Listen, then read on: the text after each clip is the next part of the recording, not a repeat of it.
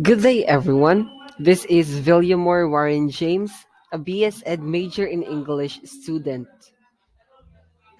So for today's video, I'm gonna discuss about the China English and its distinctive features.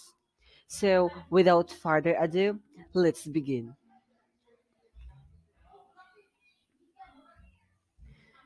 It is universally acknowledged that with the revolution of information technology, traditional boundaries of human society fall away. Our culture, politics, society, and commerce are being involved into a large melting pot of humanity. According to Yano 2001, page 124, there is an attractive idea that a global lingua franca should be a uniform language, which to our disappointment is not true. A global language is a variegated language because the globalization of English has promoted the diversification of English, just as Okushima 1995 page 2 produced the word glocal, coined from global and local word to describe today's in the meaning of having openness and internationality, and at the same time having a local self identity as well. China English boasting its own distinctive feature and the levels of phonology, word, sentences, and discourse has been playing an irreplaceable role in intercultural activities. Cachio 1985 divided them into three groups in the form of three concentric circles. So what are those three concentric circles? So first, we have the inner circle where people speak English as native language. Um, those countries are USA, UK, Canada, and Australia are part of inner circle. Next one is outer circle, where people speak it as a second language. So those countries are Ghana, India, Nigeria, Philippines, Singapore, and Sri Lanka. And the last one, the expanding circle, where people speak it as a foreign language. And those countries are China, Egypt, Indonesia, Japan, Korea, and Taiwan. According to Lee and Yang 2001, page 67, at the beginning, China English uses British or English as its standard, which is now generally regarded as just in English varieties. Many countries have announced the independence of their Englishes and treat them as a equal varieties as British English and American English.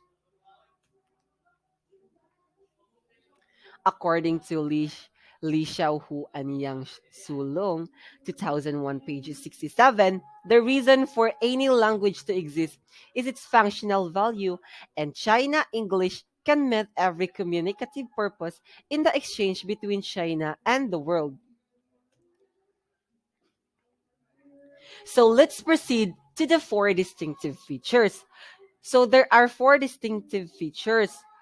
What I have mentioned earlier, those are phonology, sentence, the scores, and the vocabulary. So first, we have the distinctive features at the level of phonology. As Peter Roach put it, the idea of a standard received pronunciation is a convenient fiction, not a scientific fact. 2000 page 188. As a matter of fact, RP or received pronunciation is just practiced by the most educated and cultivated learners. It is a class rather than original dialects. That's according to Bow and Cable 2001, page 309. There is universally practiced variety, including the speeches in tapes and of teachers, which used to be regarded as standard. Different English varieties have their own suprasegmental features, and their principal features lie in syllable stress, tone, and intonation, which will naturally express the speaker's national identity. Next one, we have the distinctive features at the level of vocabulary. We all know that languages can hardly survive in an isolation, but instead should always be in case constant with one another, owing to various factors such as colonization, migration, trade, scientific or art exchanges, and the like. No languages are sufficient unto themselves. Therefore, linguistic borrowing must be considered an inevitable necessity. That's according to WHO 2000, page 100, page 85, rather. On the way to becoming a global lingua franca, English has borrowed a large amount of works from Chinese, and some of them have become part and parcel of the English language. Lack of proper equivalence in native English may be an important factor of vocabulary borrowing, just as Hu Zhaoyun 2001, page 83 pointed out. Loan words may show a superiority of the nation from whose language they are borrowed. And next one, distinctive features at the level of sentence. Different languages have different sentence structures that can achieve the same aesthetic result, since beauty is not a quality but an effect, and different languages have its own way to pursue beauty. To them, sometimes the logical relation between two sentences is self-evident that can be sensed and comprehended. So connective free sentences exist in Chinese. For example, one for all for one couple, one child, one country, and two systems. Sometimes even subjects can also be omitted in China English, which makes the sense more direct and concise. Example, very glad to see you. Long time no see.